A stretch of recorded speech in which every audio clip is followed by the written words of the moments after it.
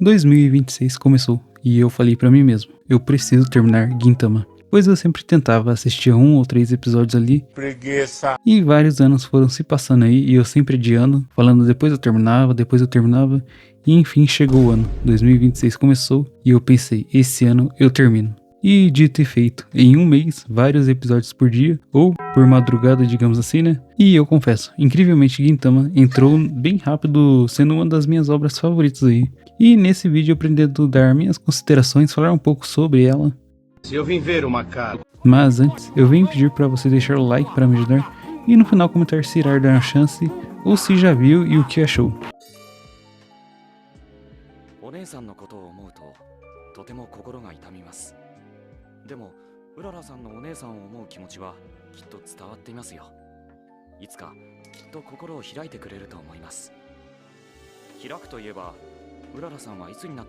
Esse cara é foda. Para quem não sabe, Gintama é uma obra de comédia lançada lá para 2003. Uma obra de muito sucesso, principalmente pelos japoneses, logicamente, por suas piadas. Mas não se resume só em comédia, afinal Gintama também é um shounen.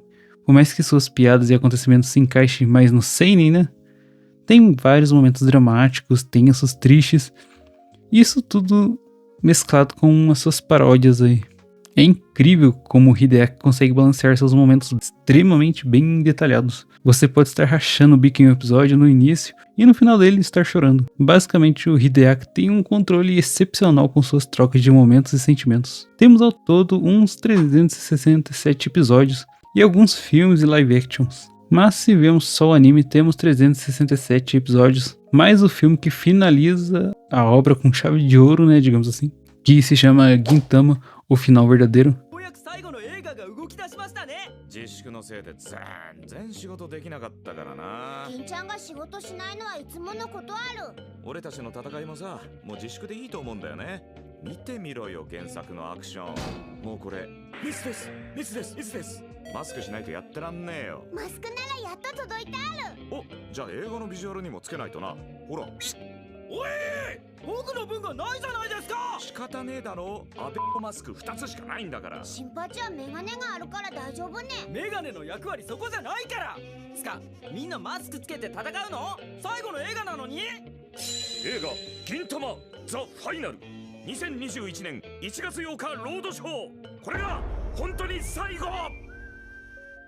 O mundo de Gintama basicamente se passa no final do período Edo, então tem samurais e a transição de largar suas katanas aí. Porém, será um passado futurista, digamos assim, pois estamos no fim do período Edo e a Terra está sendo colonizada por aliens, tecnologias futurísticas. Mas eu acho que você já pode ter notado a crítica, né? Hideaki está querendo aí passar sua mensagem, como na época estava rolando, até hoje em dia acho que rola, né? Do turismo, dos estrangeiros, apagando o quesito cultural ali, né, do próprio país, integrando a cultura dos outros países. Além dessas críticas, temos várias aí a política do Japão e alguns levantamentos aí que iremos pegar e alguns que não também, por não termos tanto contato, né, com o Japão. Mas no geral, essas críticas não são lançadas na sua cara, geralmente são piadas ou acontecimentos que acontecem na obra. É a famosa frase, né, sempre tem um fundo de verdade numa piada. Nosso protagonista se chama Gintoki Sakada e no atual é um dono de um lugar que faz qualquer trabalho chamado Yorozuya, ou faz tudo, né? Mas antes ele era conhecido como Shiroyasha, um samurai que já travou várias batalhas aí e já teve vários encontros com a morte, porém a sua história será do Gin atual. E sim, assim como diversos mangakas gostam de usar figuras históricas e alguns personagens passados aí, alguns de Gintamas também são. O próprio Gin, que é a inspiração de um samurai do folclore japonês chamado Sakata no Gintoki. Inclusive, em uma parte do anime, temos um encontro entre o Gintoki e o Gintoki, que um tenta substituir o outro ali, né? E ele tem as mesmas características do original do folclore mesmo.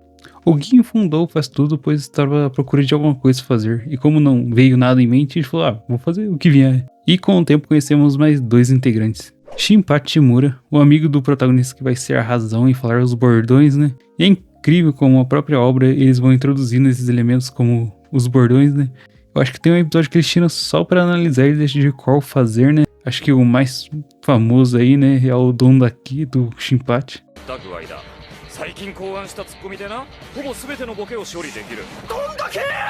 E para mim, em Gintama parece que o Hideaki está discutindo com alguém sobre o que fazer na obra, aí ele pega essa discussão e transforma na narrativa da própria obra. Bom, o Shinpachi, além de ser a parte mais racional, também é conhecido por ser o mais desvalorizado pelos outros personagens, né? O anime faz várias piadas com isso e basicamente tem vários memes sobre a aparência dele ser tão genérico, que ele é considerado só o óculos. Tem uma que eu me lembro que é uma troca de corpos que tá acontecendo com todo mundo lá da cidade. Aí o Shinpachi simplesmente se transforma no próprio óculos.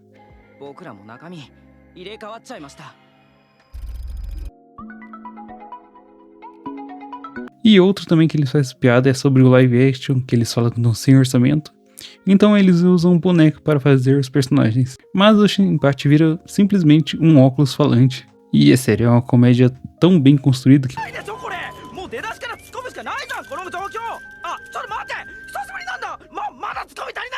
E a outra personagem, a heroína do grupo, se chama Kagura. E também é totalmente ao contrário da sua pretensão, afinal as heroínas geralmente são indefesas, delicadas, mas ela é totalmente oposta, preguiçosa, digamos que até meio porquinha. A princípio, você que não viu, né, mas viu o Chainsaw Man, a Power é basicamente ela. E a Kagura, ela faz parte de um clã chamado Yatos, que são os guerreiros extremamente poderosos, um dos mais poderosos aí do universo, né? E são bem conhecidos por andarem com seu guarda-chuva aí. Ela possui um irmão e um pai também, guerreiros muito fortes do universo aí. Inclusive o pai dele, né, que se chama Umiboso, e todo mundo faz piada dele por ele ser careca. Enfim, o cara é o ser mais forte do universo e é zoado por ser careca.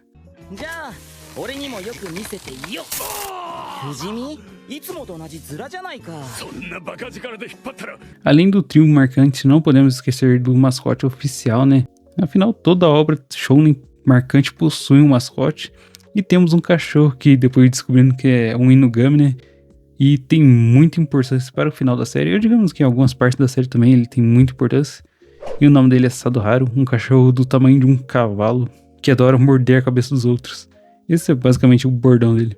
Além do nosso grupo de protagonistas, temos vários outros personagens marcantes que eu podia falar até o final do vídeo, mas, cara, esse vídeo seria imenso. Mas o que eu quero dizer é que todos os personagens são muito bem escritos, trabalhados. O jeito que o Hideaki consegue manejar cada um deles no seu tempo certo é incrível. Pode ter um personagem que vai aparecer ali só em um arco, mas garanto que você vai gostar dele.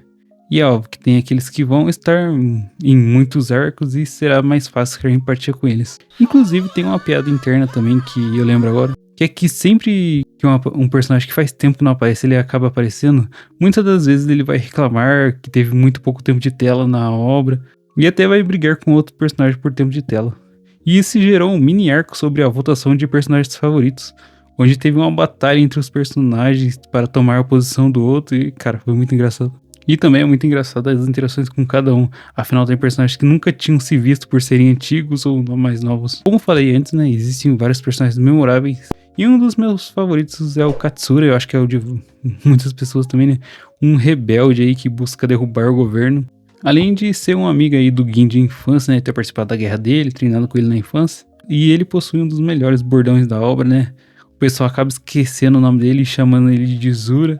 Aí ele simplesmente vai responder.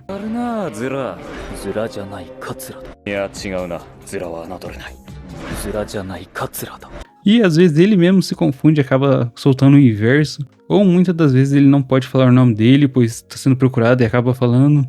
Como um episódio que eu me lembro que eles estão fazendo uma entrevista com ele e decidem censurar o rosto e o nome dele, né? Então tem aquele pizinho para censurar. E ele simplesmente fala Pi Janai Katsura da. 狂乱の貴公子 K さんですよね。 K さんじゃない桂だ。いや匿名にしてくれってそちらK つらさんが。 K つらさんじゃない桂だ。本名伏せなくていいんですか？ああ、そうか。P って入れてくれ。じゃあ P って入れさせてもらいます。それで P さん。 P じゃない桂だ。 O Zura também possui um mascote aí que se chama Elizabeth, e depois descobrimos várias coisas sobre esses seres aí, né?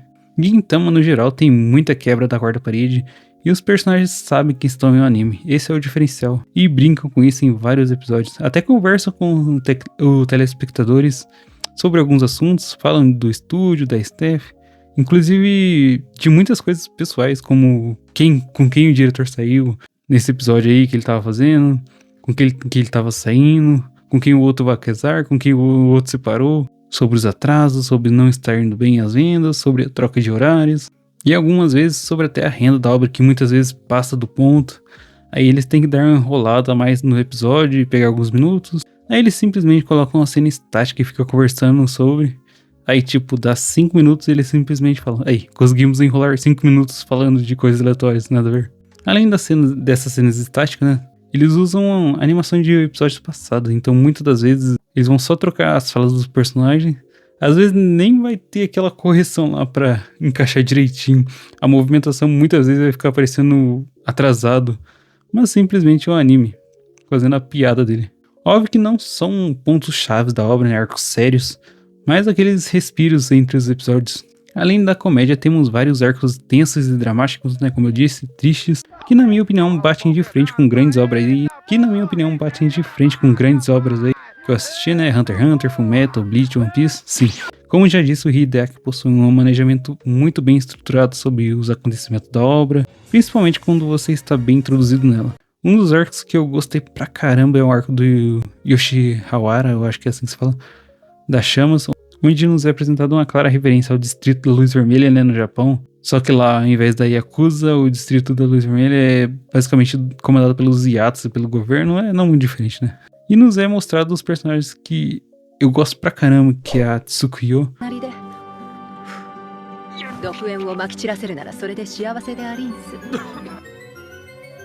Uma deusa da morte desse lugar, né? Basicamente uma líder de assassinos que cuidam da proteção desse lugar e das habitantes lá. E na minha opinião, que tem mais relação de casal com o protagonista. Sim, eu vou falar disso.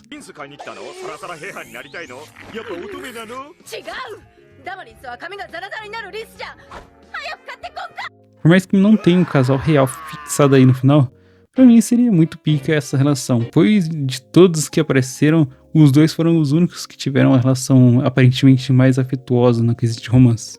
Bom, se não me engano, esse arco vai ganhar um filme agora em 2026, com cenas extras, e eu estou bem ansioso pra ver.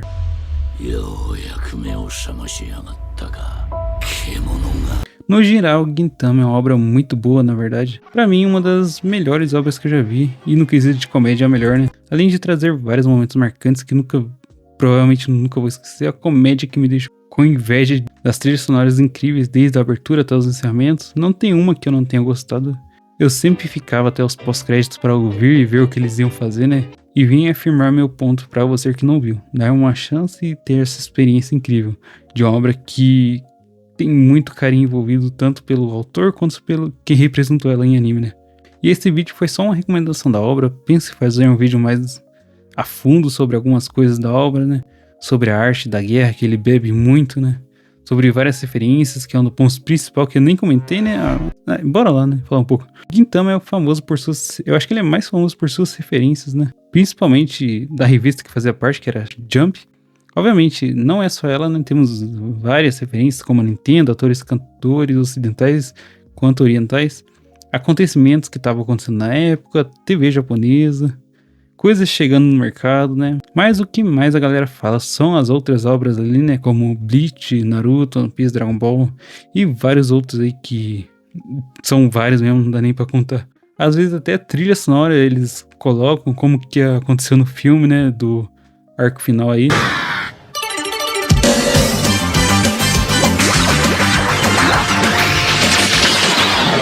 Enfim, Gintama é uma maravilha e está no meu top animes de todos os tempos. Eu quero que você também tenha essa diversão, essa surpresa sobre essa obra. E é isso. Mas, bom, eu acho que esse vídeo já ficou meio grande, né? Espero ter trazido o que eu esperava, né? Uma recomendação boa. E eu quero trazer mais desse anime pro canal. Mas, enfim, deixem aí nos comentários se vão assistir, se darão uma chance ou se já viram. Deixem aí nos comentários. Não se esqueçam do like para me ajudar. Fiquem bem e até um próximo vídeo. Quase 5 da manhã ela dá tiro com bumbum. Já é 5 da manhã, ela dá tiro com o... Tiro já, meu irmão. اتهجن وزير الاشكال بيطيب بيوتنا